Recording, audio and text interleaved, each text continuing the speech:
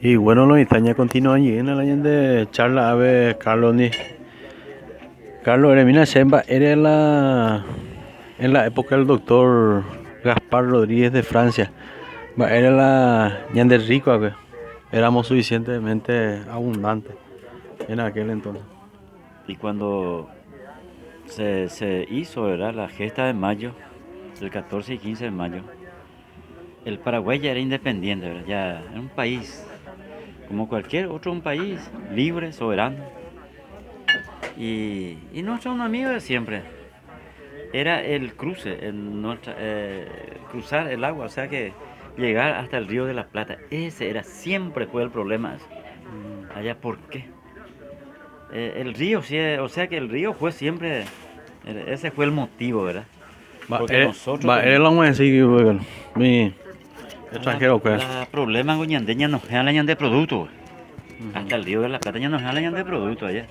En ese entonces teníamos como producto. Y en ese entonces nosotros, por ejemplo, exportábamos tabaco, suela, este, miel, este, cuero, Bueno, muchas cosas, tabaco, que era lo principal, ¿verdad? Y bueno, y todo fue eso porque siempre los argentinos no quieren, no, o sea, que no cobran el peaje, ¿entendés? El cruce pues, es lo que ese fue siempre el motivo, el río Paraguay hasta salir al río de la Plata, ¿verdad? Y ese fue siempre el problema. Entonces, Francia, cansado de eso, un día decidió cerrar la frontera y creó una ley que se le llamó en aquel tiempo el absolutismo. ¿Ya? El absolutismo ni entraba ni salía, ¿entendés? Porque los argentinos pues, no cerraban el paso ellos, ¿entendés? Largo tiempo, tipo, era un peaje. Creaba mucha roncha ahí, ¿entendés? Mucho problema había ahí. Entonces, cansado también, bueno, Francia de eso, cerró la frontera a ver si qué decían los hermanos argentinos. No les gustó, a ellos no les gustaban. ¿Por qué? Porque la tierra del Paraguay pues, es demasiado bueno. Lo que vos plantás sale acá. ¿Entendés? El algodón era impresionante, era el capullo del algodón, era una cosa Mojoquín así ahí. inimaginable. Cuando llegó este lord inglés, que no recuerdo el nombre, en aquel tiempo y vio el modelo político que teníamos. Ya el Paraguay en pañales, digamos, ¿verdad? Unir por una mola Paraguay. Sí. Y por tu pones interés la ñana mande, yo ya usted interés la gente. Entonces, ojo, entonces había envidia. Esa envidia, esos que fueron expulsados, como te dije en la versión anterior, que estos apellidos conocidos que fueron expulsados, que son descendientes directos de españoles, ¿verdad? Sin mezcla todavía. Y fueron expulsados, entonces ellos también, no, era todo un problema, ¿no? Entonces fue ahí que el Paraguay se volvió muy rico, porque había un barco que se llamaba, y era tan puntual, que se llamaba Ipona. Ipona se llamaba este barco, Ipona. Pasaba por corriente, era puntual, era un pasajero y llevaba también mercadería. Carlos, ¿por qué vos crees que el doctor Francia en aquella época tuvo que haberse comportado así de esta manera para poder mantener ese absolutismo, ¿por qué vos crees que él se comportó así de esa manera? Y debido a eso el pueblo paraguayo, el Paraguay fue autosuficiente. ¿Cómo era el gobierno del doctor Francia? ¿Qué vos recordás de eso? Al menos. Para empezar, el doctor Francia, por ejemplo, él no hizo ni un golpe de Estado para subirse al gobierno. Él fue a pedido del Congreso, él vino, ¿verdad? Él cumplió su siglo y se fue nuevamente, ¿verdad? Cuando empezaba recién. Después, luego, él volvió porque él era muy sabio. Él es doctor en, Derecho. en Derecho y Tenía en su la doctorado también. doctorado en lo político y era en teología. En teología, ¿verdad? En teología era un tipo muy inteligente, ¿verdad? Porque ¿de qué le conviene a él que se mantenga al poder, pero que un general o un coronel esté armado?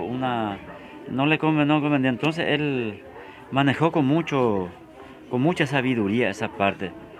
O sea que no es que él quiso ser un dictador, el pueblo fue lo que le Ya, pedía el para que pueblo. él sea así, ¿verdad? Porque imagínate en los primeros tiempos de un país recién nacido, Mm, teníamos que poner, o tenía que poner en aquel tiempo mano dura. mm, Cuando vos nacías, por ejemplo, acá en la República del Paraguay, tenías que decir, yo soy paraguayo y nací en la República del Paraguay. ¿Entendés? Y cuando se cantaba el himno patrio, vos tenías que pararte y quedarte. ¿Entendés? Era algo para perpetuar eso del paraguayismo, del Paraguay.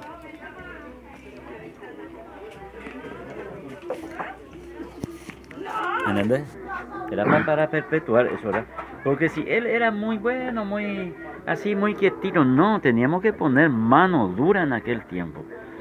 ¿Por qué? Porque había muchas tierras mal habidas, o sea, tierras que fueron repartidas a los terratenientes españoles, mm, ¿verdad?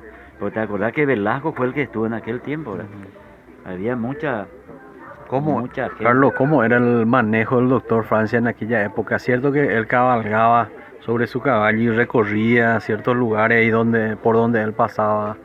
¿Qué vos recordás? Al menos eso que maneja eso. El doctor Francia era muy meticuloso y era muy detallista. Imagínate, él recorría para él mismo personalmente, se apersonaba para ver cómo funcionaba su ministerio, por ejemplo, ¿verdad? Él mismo recorría, a caballo él recorría. Y él mismo se cercioraba, ¿verdad? Pero así también sus colaboradores, no como hoy, ¿verdad? Eran fieles a él. Fieles a él. Él puso una mano dura, mano de hierro, ¿verdad? Para perpetualizar la democracia o la libertad del Paraguay reciente. ¿Verdad? Él era un señor muy... Imagínate, él por ejemplo confeccionaba el modelo de ropa inclusive para sus soldados, para la soldadez. Ujú. ¿Verdad? Era un hombre muy inteligente, muy sabio, sabía manejar. Fue necesario en su momento, ¿verdad? El doctor Francia, Y ¿cómo se...? sí, y cuando creó el absolutismo, por ejemplo, el absolutismo pues es un sistema, no salí ni no entras, ¿entendés? Te quedás ahí, ¿entendés? O sea, se con decorapiva, ambotitan de con decorapiva, metan de 1 kilo, 2 kilos yuki, años mantener, ¿vale? Entonces, ¿qué pasa? Eso hizo para que salgamos adelante, por ejemplo, nuestra propia artillería, por ejemplo, Ujú, ¿verdad? Con un, ¿cómo era? Con un americano, en aquel tiempo ya, se abrió una artillería, ujú. las fundiciones, ¿verdad? La propia imprenta, y cosas así que fuimos ingeniando, ¿no?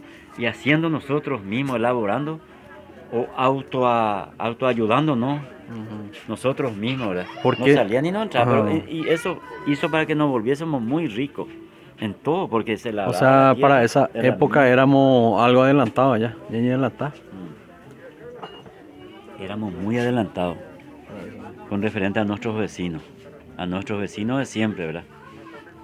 Que es el Brasil y la Argentina. Ellos son, ellos siempre fueron así. Siempre nos hicieron jugarretas, siempre estaban haciendo jugarretas con Francia. Porque ellos no, ¿cómo te decía? Ellos no nos consideraban todavía país. Éramos el patio trasero de la Argentina, ¿no? Y para decir en verdad, eran 66 criollos paraguayos, donde dice una historia, una parte, ¿verdad? ¿Qué quiere decir eso? Entre eso estaba Ana Díaz, un ejemplo, ¿verdad? Que 66 criollos paraguayos fueron a la Argentina, al Gran Buenos Aires, ¿verdad? ¿Por qué? Porque a don Pedro de Mendoza, este, se le mató a casi todas sus fortines, no había gente ahí que se quedaban, ¿no? No aguantáis, güey. Y recuerdo que se llevó 4 bueyes, ¿verdad? 2 vacas y 4 toros, 2 vacas y 4 toros, algo así era la historia. 66 criollos paraguayos que refundaron la señora del buen aire, que es Buenos Aires, ¿verdad? La señora del buen aire. Y, y así, son como nuestro hermano menor en la Argentina, los argentinos, los jurepas.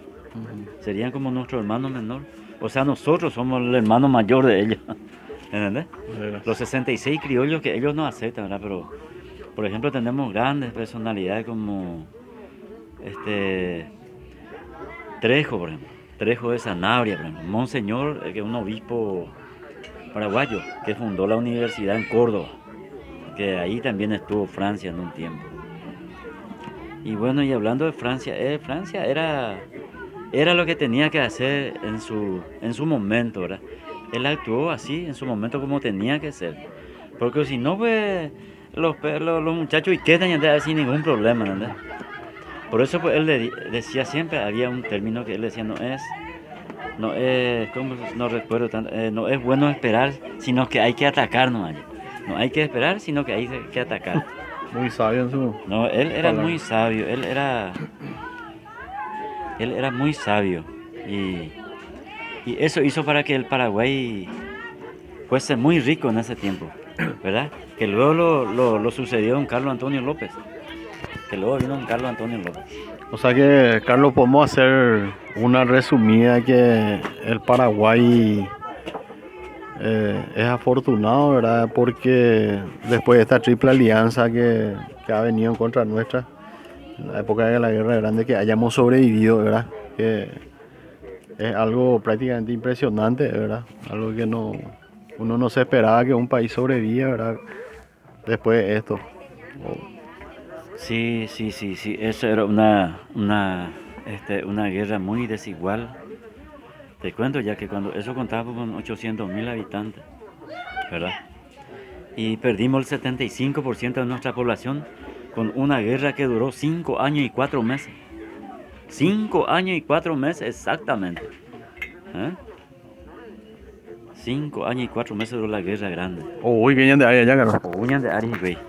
Y no podían, no, y pues cañan de ahí, güey. Y justamente de ahí pues viene todo. Por eso ellos no querían exterminar, porque lo que no podían no era contra el Paraguay, sino que era contra los indígenas guaraníes. O sea, eso que tenemos acá. Así como dice un refrán, el indio guaraní es incomparable por su sensibilidad y temible a la vez. O sea, eran temibles guerreros. Anina la de tentar en voz ¿verdad? Doy cuasín, ¿verdad? Y no doy cuasín, ¿verdad? Indio guaraní allá. Entonces, esa mezcla con los españoles y los guaraníes allá, vinimos nosotros los criollos, ¿verdad? Los paraguayos, que somos los paraguayos, descendientes de ellos. Pero dice que en la Guerra Grande casi terminó eso. Quedaron unos pocos allá, pero casi fue a su extinción total los verdaderos criollos paraguayos, las primeras épocas de la República del Paraguay. Pero no, era para menos de verdad. Y no era para el menos, hijo, sí. Cuando hubo el tratado secreto, se nos vino encima los argentinos, ¿verdad? Y los brasileros. Y a Moñoairongo se recuerda allá, imagínate. Una guerra naval que le enseñamos a ellos cómo pelear a los brasileros. Y bueno.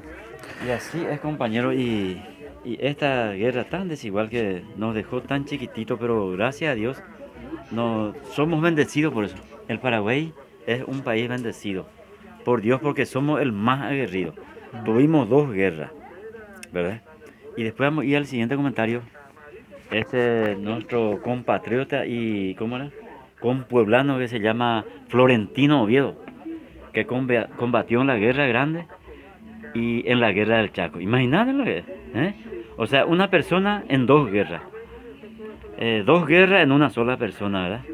Combatió con Francisco Solano López y luego se puso a disposición del Mariscal Estigarribia en la Guerra del Chaco como levantar ese espíritu del paraguayo, ¿verdad? Para levantar ese espíritu. Florentino Oviedo. O sea, por eso se le llama Coronel Oviedo hoy en día, que le llamaba antiguamente Ajo. El pueblo de Ajo se le decía. De Coronel Oviedo. De Coronel Oviedo. De ahí viene que coronel que es Florentino Oviedo, ¿verdad? Cayó prisionero y se fue al Brasil, se fue en San Paulo, ¿verdad? Al imperio brasilero. Y conde, o no sé, el duque, el conde, que el emperador, le preguntó varias veces